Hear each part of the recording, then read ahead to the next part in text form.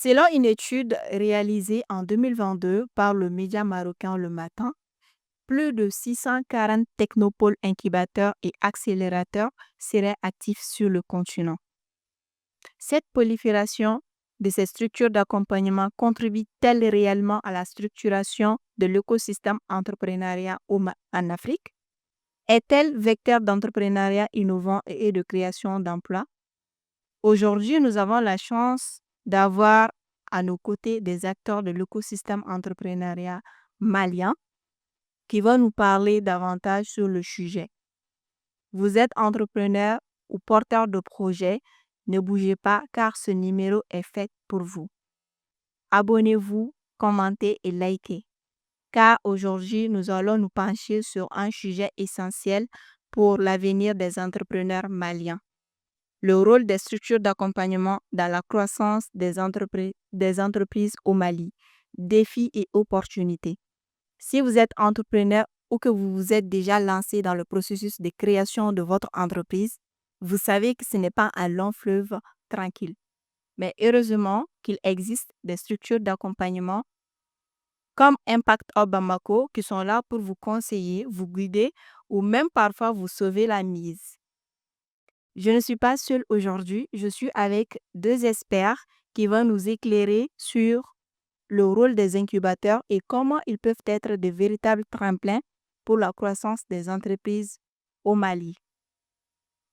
Nos invités du jour sont Madame Doumbia Ramatan Ndiaye, la championne des programmes et partenariats à Impact Hub Bamako, et son collègue Monsieur Jack Doumbia, le project manager senior qui a la tête dans les projets et les pieds sur terre.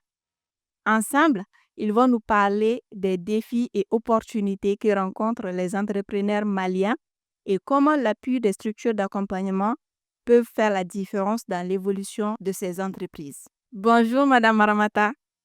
Bonjour Monsieur Jack. Bonjour. Soyez les bienvenus et merci d'avoir accepté notre invitation. Je vais vous demander de vous présenter. Honneur aux dames. On va commencer par Rama. Merci beaucoup, Arbia. Alors, experte, je ne sais pas, mais en tout cas, je suis Doumbia Ramatan Ndiaye. J'ai un master en entrepreneuriat et innovation et une dizaine d'années d'expérience dans l'accompagnement des jeunes entreprises de la phase de pré-incubation jusqu'à l'accélération. D'accord. Merci et bienvenue. Avant de donner la parole à Monsieur Jack, je vais continuer avec vous directement. Pouvez-vous nous expliquer ce qu'est un incubateur ou une structure d'accompagnement et pourquoi ces structures sont essentielles dans la vie des entrepreneurs au Mali? D'accord, je pense que dès le départ, il est important effectivement de poser les bases. Alors, qu'est-ce qu'un incubateur? Ça rentre dans la famille de ce qu'on appelle les structures d'accompagnement qui regroupent incubateurs, accélérateurs ou encore espaces de coworking.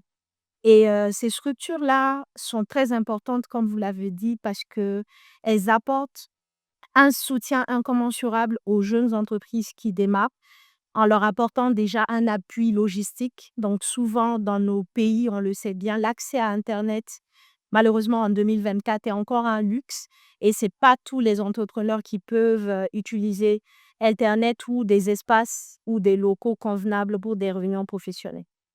Donc les incubateurs, accélérateurs et espaces de coworking permettent aux entrepreneurs d'avoir accès à cela. Et en plus de ça, il y a effectivement l'accompagnement technique. Un entrepreneur, c'est quelqu'un qui porte beaucoup de casquettes. Tu es au four et au moulin, tu dois avoir des notions de tout. Mais on dit souvent que quelqu'un qui fait un peu de tout fait beaucoup de rien. Donc souvent, on ne peut pas tout savoir. Et les structures d'accompagnement apportent cette expertise technique-là, que ce soit la communication, les finances, le marketing ou même les opérations au sein de la boîte, la RH, etc. Et même l'aspect légal et juridique sur lesquels les jeunes doivent être accompagnés. Et enfin, le troisième appui, et pas des moindres, c'est l'appui financier et l'accès au marché. Parce qu'une entreprise, à la fin de la journée, si elle n'a pas les fonds et les revenus nécessaires, elle ferme boutique.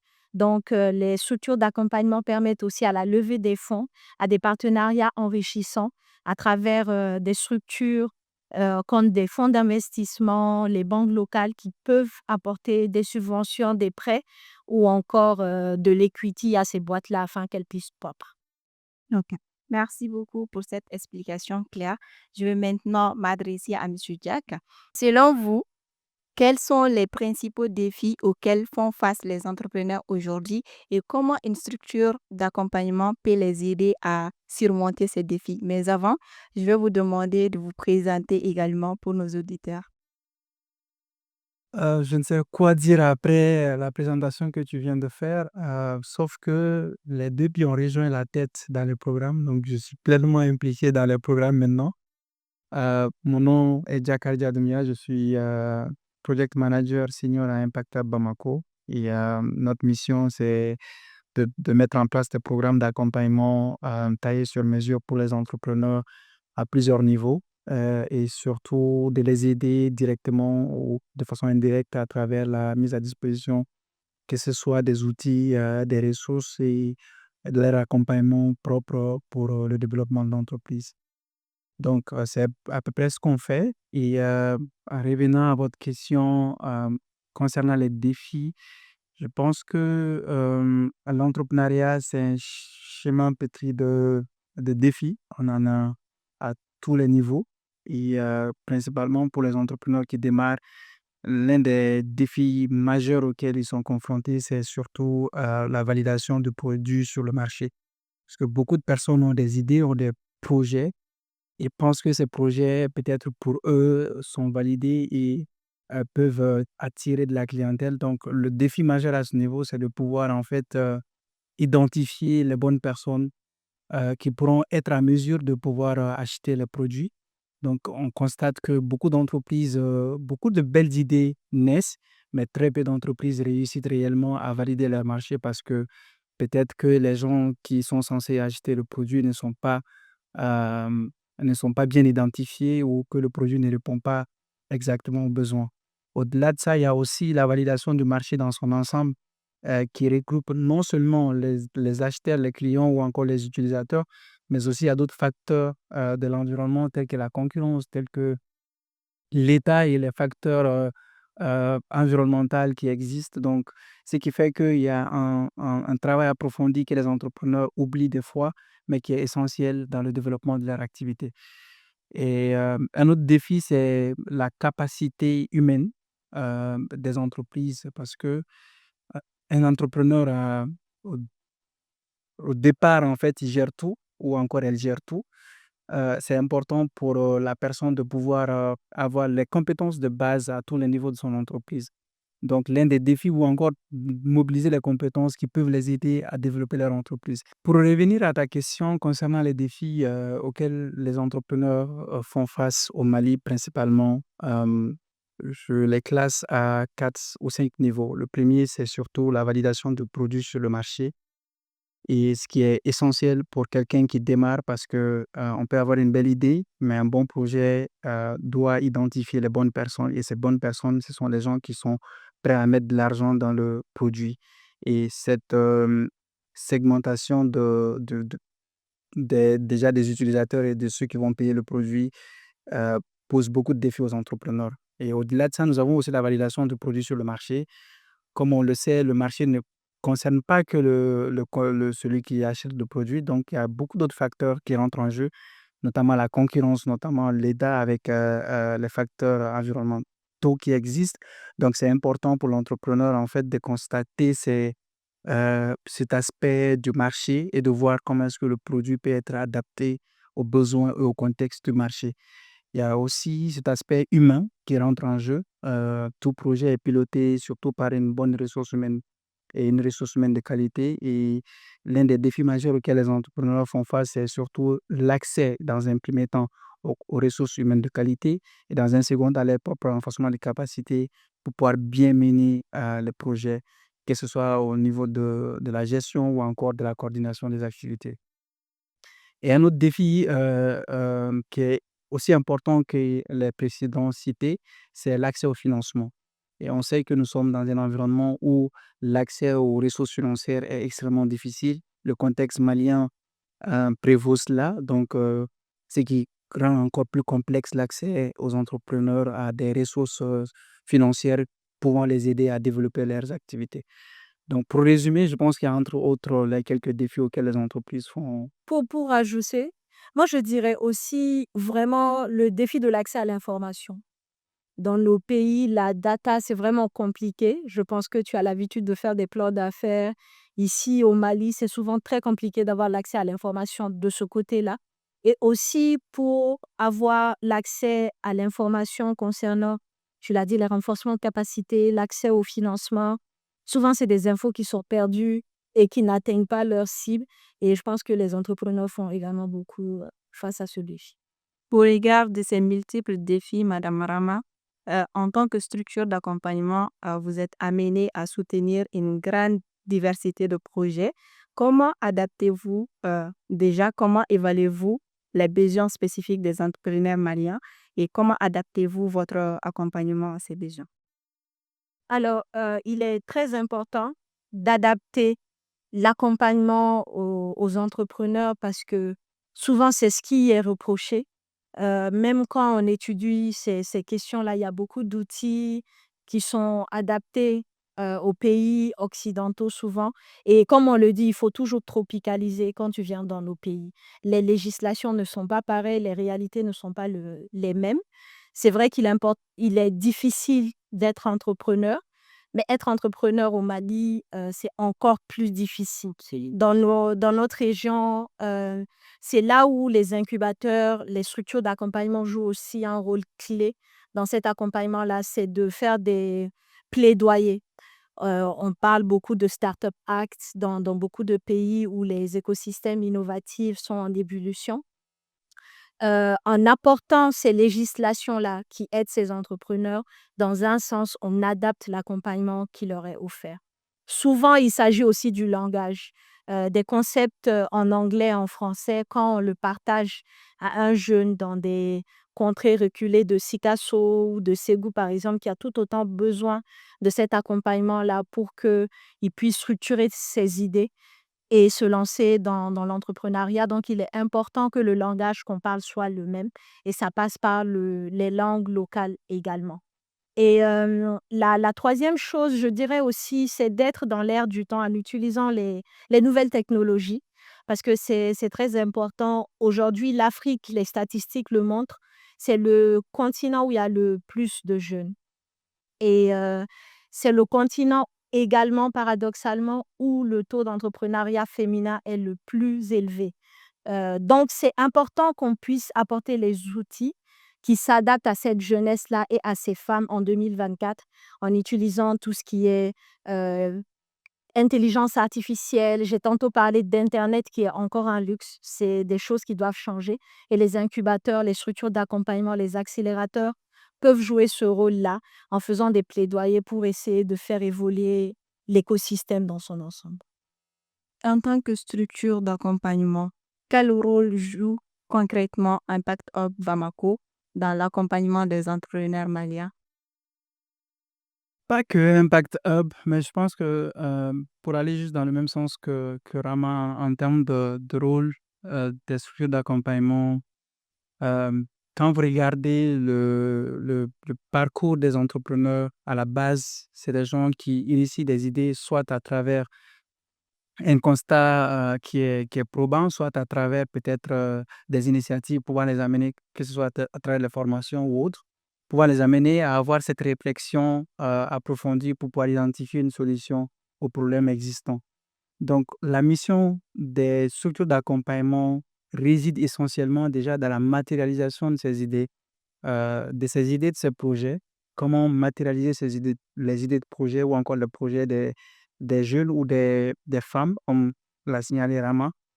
Et de l'autre côté, pour matérialiser cela, il y a des activités de renforcement des capacités, des formations ou encore l'accès à l'information, comme elle l'a dit, qui est un facteur déterminant dans la prise de décision, dans le choix d'intervention ou bien que ça. Donc, l'accès à l'information, les structures d'accompagnement possèdent à leur niveau, en leur sein, des méthodes de collecte de données qui peuvent orienter les initiateurs ou les porteurs de projets pour faire des bons choix, pour faire des choix qui répondent aux attentes. Et au-delà de ça, il y a aussi ce réseau. Je pense que la particularité surtout d'Impact Hub, c'est cela en fait, c'est d'être une brèche entre euh, les porteurs d'initiatives et tous les acteurs de l'écosystème, que ce soit les consommateurs, que ce soit les acteurs financiers ou autres. L'un des rôles des structures d'accompagnement, c'est de pouvoir en fait faciliter cette interaction, cette connexion entre les différents acteurs. Nous aidons par exemple les jeunes à pouvoir bien identifier les besoins des consommateurs à travers des outils adaptés, développer des stratégies pour pouvoir collecter des données, pour pouvoir adapter ces données-là, pour pouvoir tirer des leçons. Et nous les aidons à développer des initiatives à travers des outils, à travers des méthodes plus innovantes. Et nous les aidons aussi à accéder à des financements à travers, que ce soit des plans d'affaires, vraiment vient de le dire. C'est l'un de nos working day, comme tu as l'habitude de le mentionner. On aide ces gens et notre mission, c'est de pouvoir en fait les aider à passer à l'étape supérieure. Et à passer, comme on dit, la vallée de la mort. Absolument. Et les 3 premières années, la plus grande, le plus grand pourcentage de ces entreprises-là meurent. C'est le game, c'est vrai, mais je pense que ceux qui passent par des structures d'accompagnement ont plus de chances d'être couvés, comme on dit, parce qu'un incubateur, dans le sens étymologique, c'est ce qu'on utilise pour couver des œufs, pour que l'œuf puisse éclore et que le poussin puisse naître.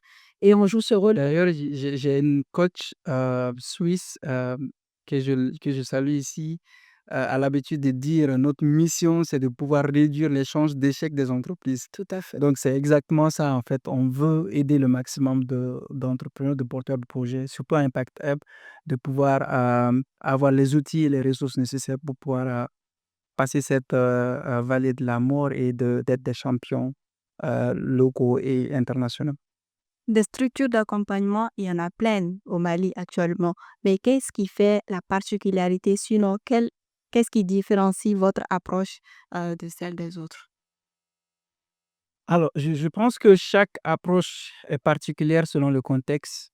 Nous, dans notre contexte du Mali, la maladie, l'un des défis auxquels le Mali, dans son ensemble, fait face, c'est que il y a une asymétrie d'information. L'information n'est pas accessible et l'information est gardée par un groupuscule de personnes. Et nous, en fait, on sert de hub déjà pour déjà réunir tous ces acteurs dans un premier temps. Quand tu constates les banques aujourd'hui, elles se plaignent de ne pas pouvoir accéder, par exemple, à des projets de qualité, à des entreprises qui répondent aux critères. Et au même moment, les entreprises, quant à elles, en fait, reprochent aux banques de ne pas pouvoir les accorder des crédits ou encore du financement. Donc, le rôle de Impact Hub à ce niveau, en fait, c'est de pouvoir servir de trait d'union entre ces deux acteurs, de préparer les entreprises dans un premier temps à accéder ou encore à réunir les conditions nécessaires pour accéder au financement. Et d'autre côté, c'est de pouvoir rassurer les investisseurs, les banques à financer des projets qui sont bien accompagnés et qui sont bien suivis afin que les objectifs communs puissent être atteints. Je pense que c'est vraiment l'une des valeurs que nous avons, de pouvoir réunir tous les acteurs ensemble et de puiser déjà de la capacité de chacun à accéder et d'en faire un objectif pour tous. Il faut savoir aussi que le réseau Impact Hub Global, c'est quand même plus de 100 hubs à travers le monde. Et rien que sur le continent, je peux vous citer Impact Hub Bamako, Accra, Kigali, Bujumbura, Johannesburg, il y en a beaucoup. Exactement. Et le réseau continue à s'agrandir. Donc, pour les entrepreneurs, déjà, ça donne accès, comme Jack l'a dit, à un réseau immense déjà de pairs. Parce qu'il faut aussi savoir que les entrepreneurs, entre eux, c'est important qu'ils puissent se côtoyer. Parce qu'il se peut que tu sois sur un problème que quelqu'un là-bas a pu résoudre peut-être. Je donne un exemple très pragmatique. Au Mali, ici, souvent, il y a beaucoup de problèmes de packaging. Parce que les entrepreneurs, tu as beau faire un très bon produit, s'il n'est pas bien présenté, souvent, la commercialisation peut poser problème. Et je connais des entrepreneurs qui se mettent ensemble pour commander des packaging après qui se distribuent. On dit que la concurrence est en bas, sinon les gens en haut, ils collaborent en fait. Donc nous amenons déjà les entrepreneurs à collaborer au niveau national. au niveau sous-régional, mais aussi sur le plan global. Donc ça, je pense que c'est un aspect très important qu'il faut souligner. Et comme Jack l'a dit, au-delà des pairs, souvent, le problème dans l'écosystème, c'est que chacun est dans son créneau. Les entrepreneurs, bien évidemment, ils sont au jour le jour concentrés sur le développement de leur entreprise.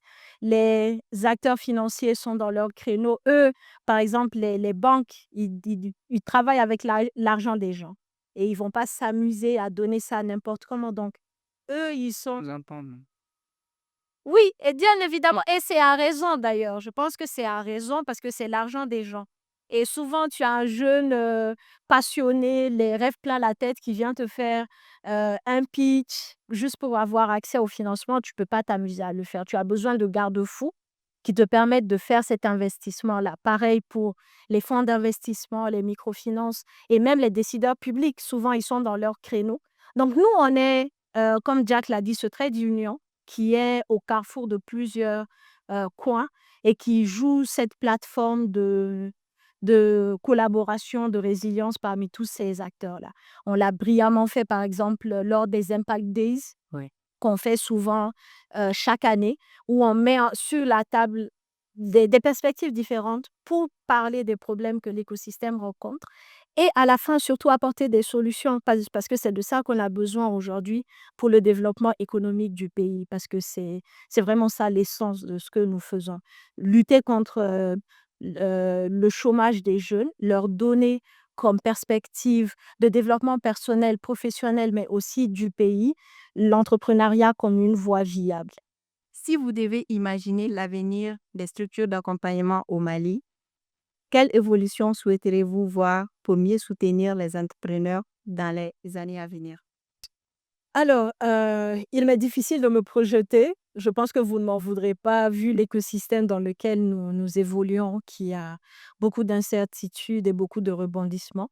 Mais moi, je souhaiterais quand même voir un écosystème beaucoup plus collaboratif, dans le sens où je pense qu'on gagnerait tous à mieux collaborer. On dit souvent qu'il y a on parlait de données tout à l'heure, l'accès à l'information. Je pense qu'ensemble, les voix sont amplifiées et ça permet d'avoir un impact beaucoup plus conséquent à travers cette collaboration-là. Je pense aussi que les structures d'accompagnement ne peuvent pas agir seules. Donc, les décideurs publics doivent aussi les accompagner. Les partenaires au développement doivent aussi les accompagner parce qu'on ne peut pas renforcer les entreprises, les très petites entreprises, les PME ou même les startups sans passer par ces structures d'accompagnement-là qui doivent également être renforcées. Et enfin, je dirais que ce que je souhaite voir dans les années à venir, c'est des entrepreneurs aussi qui sont beaucoup plus des entrepreneurs de conviction, parce que souvent c'est difficile dans une réalité où les gens deviennent entrepreneurs par dépit. Il est difficile de faire croître ces entreprises-là parce que le porteur de projet lui-même n'y croit pas ou ne se donne pas tous les moyens pour que l'entreprise puisse aller de l'avant. Donc, un écosystème qui permet l'éclosion d'entrepreneurs déjà renforcés par le système éducatif qui viennent sur le terrain de l'entrepreneuriat avec des compétences réelles et avec les capacités à pouvoir faire grandir leur entreprise. Et si tu permets à ce que j'ajoute, je dirais, pour un écosystème fort, il faut des bases solides et je pense qu'il faut des réglementations assez, solides, déjà qui définissent, les axes d'intervention des structures d'accompagnement. N'est pas structure d'accompagnement qu'il veut et c'est important de pouvoir définir déjà un cadre approprié, pour ce métier et il faudrait accompagner les structures d'accompagnement pour accompagner. Je pense que c'est également extrêmement important. Un écosystème fort dépend essentiellement des acteurs, et chaque acteur doit être renforcé, doit être accompagné. Je pense que les entrepreneurs, d'autant ont besoin de renforcement de capacités, les structures d'accompagnement également ont besoin d'être soutenus, d'être accompagnés, d'être outillés davantage et cela C'est un cri de cœur que nous portons. exactement. Tout à Je fait. pense que c'est également important, si on veut réellement avoir un écosystème beaucoup plus dynamique, beaucoup plus structuré, cela passe forcément par ces éléments en plus de ce que Rama viens de dire. Que direz-vous aux entrepreneurs et entrepreneurs en devenir qui s'abstiennent d'approcher les structures d'accompagnement sous prétexte que ce sont des voleurs de projets ou d'idées? Alors, j'ai l'habitude de dire ça et c'est assez drôle parce que je trouve assez prétentieux de penser que, une idée qu'on développe ne peut être développée que par soi, dans un environnement où tout le monde a accès à peu près aux mêmes informations. Donc on ne peut posséder la science infuse et d'autant que vous réfléchissez, il y a quelqu'un d'autre qui réfléchit de la même manière que vous, hem, vu qu'on partage le même contexte. Donc c'est quelque chose que j'ai l'habitude de dire, mais j'ai discuté avec beaucoup de personnes qui disent ça. Je viens pas voir les structures d'accompagnement parce que j'ai eu des échos, c'est des stéréotypes, en fait, qu'ils gardent et pour moi, que ce soit passer par les structures d'accompagnement ou pas, si quelqu'un doit faire la même chose que vous, la personne ne va pas attendre de venir voir les structures d'accompagnement Moi, pour pouvoir le faire. pour aller dans le même sens que toi, Jack, moi, un entrepreneur qui me dit ça en dit long sur le genre d'entrepreneur que j'ai en face de moi. Je dirais à cette personne que l'idée en soi ne vaut rien. La valeur est dans l'exécution. Et comme Jack l'a dit, l'idée que vous avez eue, il y a 100 autres personnes qui l'ont eue en même temps que vous. Et croyez-moi que les structures d'accompagnement ont mieux à faire que de voler les idées de jeunes entrepreneurs, à vrai dire. On a d'autres chats à fouetter, comme on dit, que de faire ça. Et je pense que la valeur réelle est dans l'exécution. Et l'idée aussi, c'est que nous, on puisse amener cet entrepreneur-là à comprendre cela. Ça va mieux l'outiller pour aborder son idée de projet, je pense. Et généralement, les gens qui disent ça, ce n'est pas pour le pointer, mais je trouve que ce sont des personnes qui, pour la plupart, en fait, démarrent très en retard parce que tant que vous ne confrontez pas votre idée avec le monde extérieur, vous ne vous rendez pas compte, en fait, de son ampleur, vous ne vous rendez pas compte de sa valeur. Mhm. Et c'est à partir du moment où vous commencez déjà à discuter avec les gens que vous allez voir, en fait, les défaillances ou encore les points d'amélioration de votre idée. Et tant que vous ne faites pas cela, peut-être vous allez attendre que quelqu'un d'autre lance votre initiative et ça sera à vous vous n'aurez que vos yeux, en fait, Pour pleurer. pour pleurer parce que tout simplement quelqu'un d'autre l'a fait avant vous et elle l'a dit. Tout réside, en fait, dans la pratique et le rôle principal des structures d'accompagnement, c'est de pouvoir vous aider à faire ce premier step, pour votre projet. Nous tendons vers la fin de ce numéro. Avez-vous un dernier conseil ou un message à partager avec nos auditeurs? Alors, comme mot de la fin, moi, je tiens à saluer toutes les structures d'accompagnement, déjà en Afrique de l'Ouest, mais aussi au Mali, tous les collaborateurs avec lesquels nous travaillons, les partenaires au développement, les entrepreneurs, les institutions éducatives, les institutions financières, parce que c'est la collaboration qui peut permettre de renforcer l'écosystème entrepreneurial. Et nous savons que dans nos pays où le taux de pauvreté souvent peut être très élevé, le secteur privé est la locomotive qui peut tirer nos pays vers l'avant en créant des emplois décents pour les jeunes. Et je pense que les structures d'accompagnement jouent un rôle noble euh, dans ce sens-là et ils doivent être accompagnés. Je vous pose la même question, Jack. Je ne sais pas si c'est un mot de fin ou si c'est un mot d'accueil pour les entrepreneurs parce que nous sommes impatients de les accueillir, pour d'autres programmes, pour d'autres initiatives. Mais ce que je voudrais juste dire, c'est de rappeler la résilience, que je salue ici des entrepreneurs maliens, qui malgré, la situation aussi tendue que le nôtre, parviennent à réaliser de belles choses. Nous le sentons, nous le constatons. Être malien, c'est un problème, mais être entrepreneur malien, c'est encore plus difficile et il faut le reconnaître que les entrepreneurs maliens, parviennent réellement à faire quelque chose d'exceptionnel. Mais il faut pas se leurrer, il faut déjà commencer à penser à avoir des ambitions beaucoup plus grandes, que ce soit accéder aux marchés régionaux ou encore à l'international. Je pense que nous avons la chance d'appartenir à des communautés, que ce soit commerciales ou économiques, qui nous offrent des opportunités. Il ne faut pas qu'on attende à ce que nous soyons submergés. Et pour qu'on aille faire ces opportunités, il faut qu'on se prépare.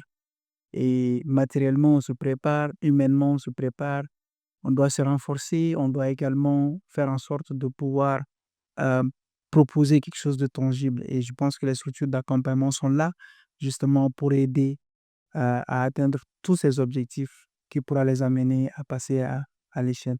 Merci à vous de nous avoir invités. J'espère que vous n'avez pas été ennuyés de ce qu'on a dit. On a parlé beaucoup plus de problèmes que de solutions.